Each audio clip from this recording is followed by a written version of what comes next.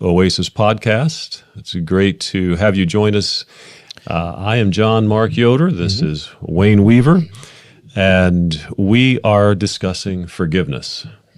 Forgiveness. Why, when, how, why do we forgive? How do we forgive? When do we forgive? We talked in our last episode about forgiveness and the necessity even of forgiving when somebody does something to somebody else. We looked at 2 Corinthians 2, 10 and 11, where Paul tells the Corinthians, I forgive as you have forgiven, and in Christ we forgive these things, lest Satan should get an advantage of us. And we talked about those things and the need for forgiveness. I want to start this episode by reading Galatians 5, 14 to 15, because I think this is another aspect of forgiveness that is so important. We don't often think about it, but I believe it's very important. So verse 14, Galatians 5, for all the law is fulfilled in one word, even this, thou shalt love thy neighbor as thyself. Now that's great. We love that word love. But verse 15 says, but if ye bite and devour one another. Now that's a whole different picture than loving your neighbor. Take heed that ye be not consumed one of another. Wayne, in the last episode, you had an illustration of forgiveness where you said that grabs, and then my response is to do the same. Is that something that happens with biting and devouring? How does that work? Well, what's interesting in this verse, in fact, if I may go back to the last time we spoke, something I didn't cover completely, and that is where it speaks about we're not ignorant of his devices. The word devices actually interprets as authority. Authority? Yeah. We are not ignorant of his authority over us. So let me just read that verse again. That's 2 Corinthians 10 and 11. It's talking about forgiveness. Verse 11 says, lest Satan should get an advantage of us, for we are not ignorant of his devices. You're saying that word is authority. Yeah, that's how I have it written down, and I did the Greek out of Strong's. But what I see here is if you choose not to forgive someone, you're giving the devil advantage. And the advantage then is he is an authority over you. He has access, Yeah. And that's something that now there's conflict, very big conflict, and it's not even you tangling with another person. It's the devil in the picture. So if we can remember that we wrestle not against flesh and blood, but against principalities and powers, that it is actually Satan's way to control you, even though he uses a person, and he uses like the hand that I had. It's actually not me. It's actually him doing that, because he is the one that now has authority over you to control your thoughts, to manipulate your thinking, and to make you feel bad. It's that other person, or it's the force behind it. I know that is very hard to understand and comprehend at times. And I've already stopped right in the track when I got hurt. And I thought, now how could this have been Satan? We wrestle not against flesh and blood. That was the person.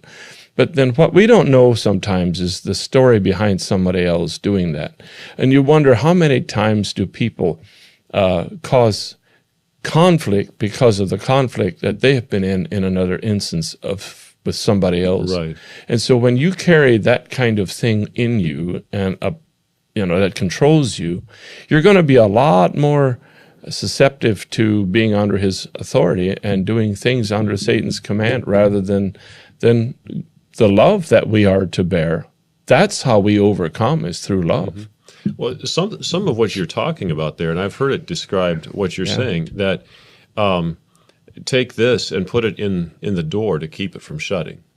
Bitterness is like that in the door of our lives, and it's like Satan's doorstop, and he comes in with bitterness. Yeah. And when that door is propped open, he has access. Yeah, and we're not ignorant of that, but we're his devices, and now he has an entrance to our lives, and he sneaks in with not only himself but other things. Yeah. Wow. That is exactly how it is. So So to then, say that, then we go to that verse you just read. yeah, Well, if you loving look your at neighbor, this- but when you try to love your neighbor, we can get offended pretty quick. Yeah, but here it says, if you bite and devour. So in other words, it's given an option here. If you start biting each other and devouring each other, all right, so when you bite, it's like just little daggers. You know, we know some people, and I might even be one of those that somebody knows. I don't know. I try not to, but at times we don't want to say something, so we can throw a little dagger or a dart and insinuate something.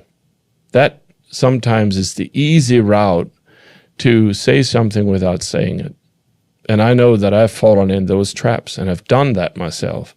If you don't want to make a big deal out of something, but at least you don't want to leave it undone. Yeah, you don't Just throw a you little want to make dagger. sure that they know you know. Yep. So it's just that little. Yep. Yep. That's what it's talking about, a little bite.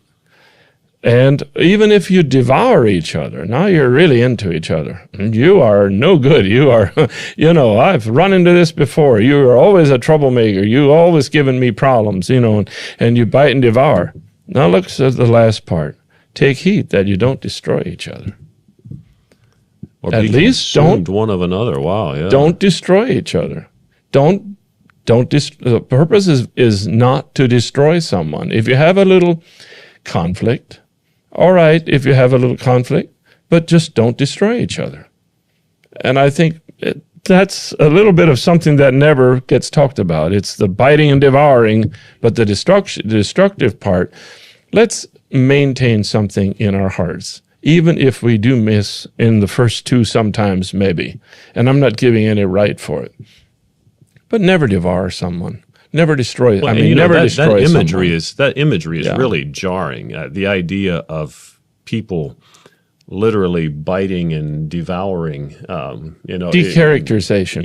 it's You're trying to decharacterize someone as that man is no good, she is no good. assassinate their Yeah, character. yeah. That is destruction. That is destroying.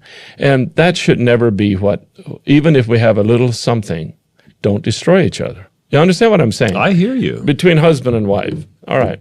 So you have a little issue. You bite and devour a little bit, or if you bite, it's more biting. Devouring, I don't know. That's really tangling big time.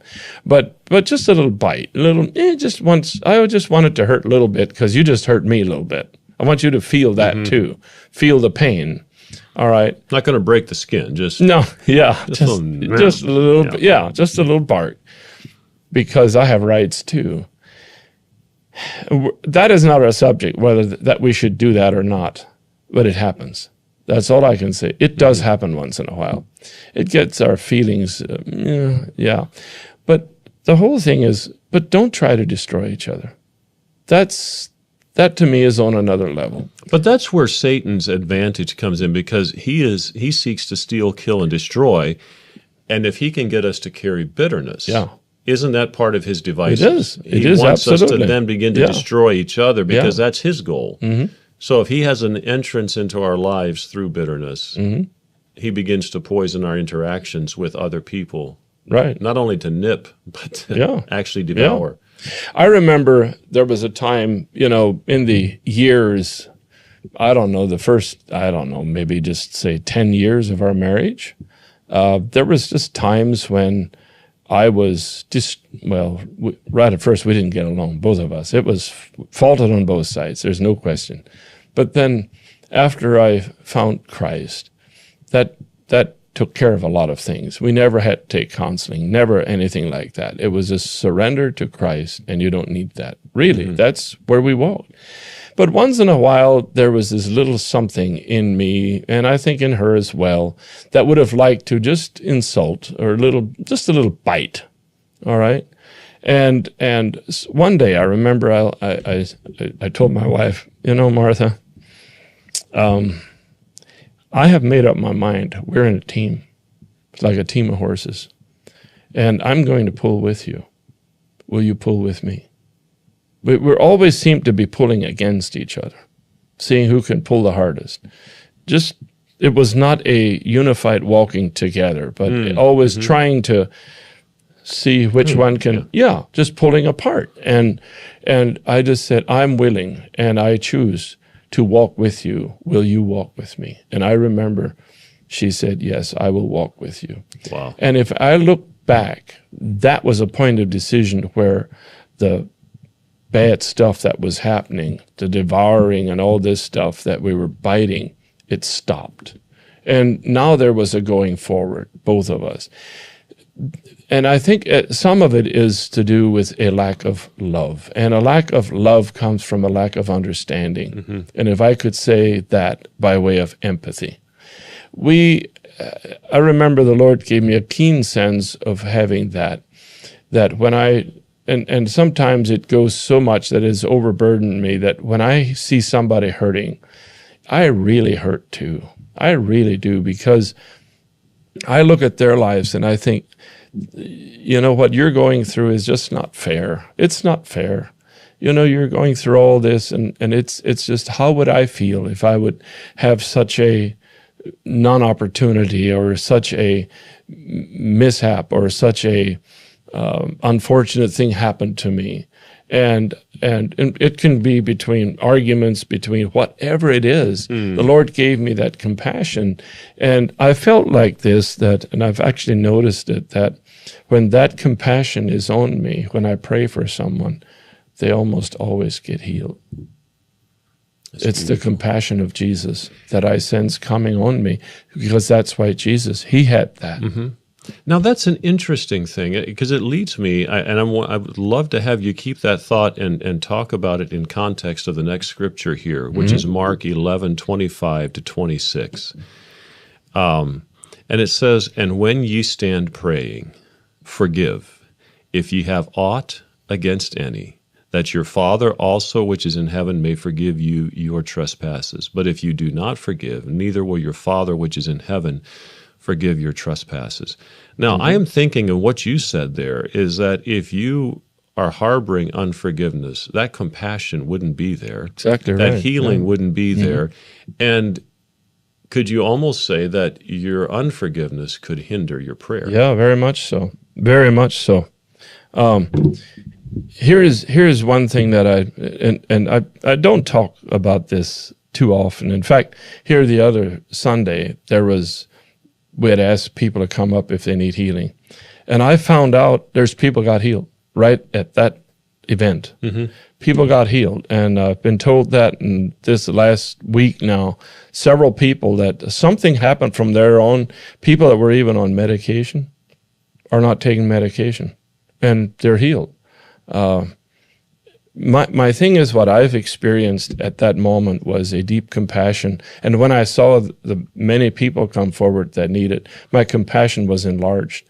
And it's like all at once I get this notification out of heaven. This is the compassion that Jesus felt. Mm-hmm. Because you notice that many times he said he looked on the multitude and had compassion. Yeah. And when that happens, Jesus is there to heal. That's what I have observed down through my life and time. And when I don't have that, and that's sometimes when somebody comes up and asks me to pray for them, would you pray for me? I have this so-and-so, and I sense no compassion, then faith doesn't rise up in me.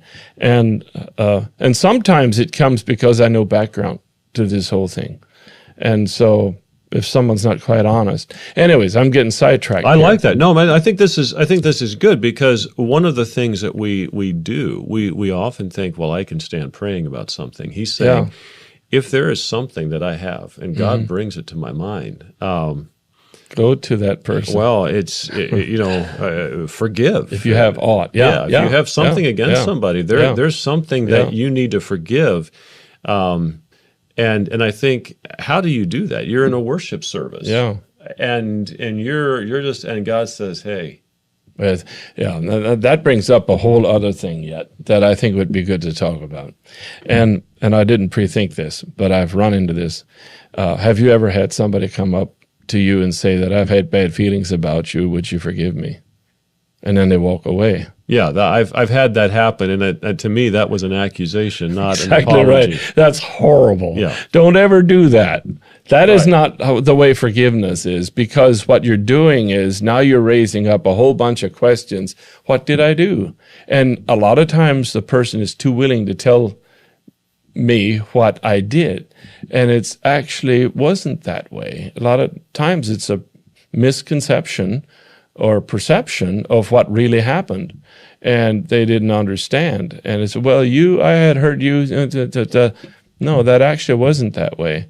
But when you go apologize and you make things right, the person that does that, may I tell you this from a preacher's perspective, and I'll say thousands of preachers would tell you the same thing. We are very prone to make some mistakes as leaders, because leaders will simply not. I just had somebody text me this week, Jason Slabaugh. He said, if you want to please everyone, sell ice cream. And even then you won't please everyone, because somebody's going to say, your ice cream is bad. I like theirs, right? Yeah. But my thing is like, all right, but if you are a leader, it doesn't matter in what department of life, things point your way, because that's where direction comes. And so leaders are in a very vulnerable place all the time, whether it's at home, wherever you are. Even when you are a leader in business, when you're a leader anywhere, you are very vulnerable, because you are the ones that people are looking toward, and in a magnified way, and also in a distant way. I say that there's a telescope and a microscope on you all the time. People from the distance, they're looking. And normally they're not looking at all the good things you do. They're looking for something if they have a little bias. And so there are some things that you can pick up disagreements about. And this is what's so beautiful, John, where the Lord told me, he showed me very clear, I will send you a people that will not be offended. Because we've had so many years of people that were just the smallest little things. And I hear these people say that at times, I wish we'd be back where we have that small church that we used to have. And everybody knew each other very well. We could shake hands with everybody in a matter of 15 minutes or so. It'd be so nice to be back. And I said, but what you don't know is all the little battles that I battled with behind the scenes in those people, and the continual biting and devouring that was going on, and because people's opinions were big. Let me say this, I'm getting sidetracked, but this is okay. When you have a small church, say you have I'll use extremes. If you have a small church of maybe 20 people, all right, everyone's opinion, it's 20 opinions is the whole church. That's 20 opinions speak. When you have a church of 500 people, all at once, every opinion that everyone has is 500s rather than 20. It's diluted by the masses. And so what I say is the reason that a lot of churches stay small is because they keep fighting. They're fighters. They're feisty. Everyone's opinion is so big, they all think they need to be heard. But a bigger church, it's not that way. But what if they would actually start forgiving when they're worshiping? Wouldn't that be something? I've seen that. I've actually seen that. Yeah, I've seen that. But so coming back to this is, in a small church, you'll have a lot more opinions and a lot more biting. And if one bites the other, you will hear it. Yeah. But in a big church, if that happens, you really don't hear about it unless it becomes magnified and so forth. But I'm just saying in that way, a caution to those that have smaller churches. This is one of the things that I say, bigger families. You have a family of just a few children, then you have a family that has 8 to 10 children. For some reason, there's going to be less problems with the families that have more children, because they learn to give up. And they learn to give up, show deference to each other. Yeah, wow. Yeah.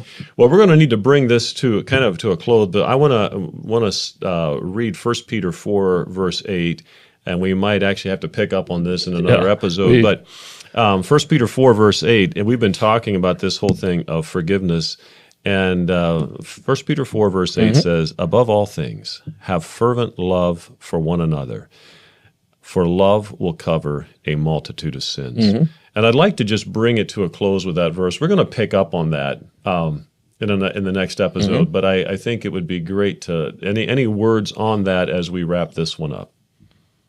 Above all things, have fervent love. Not lazy love, but fervent.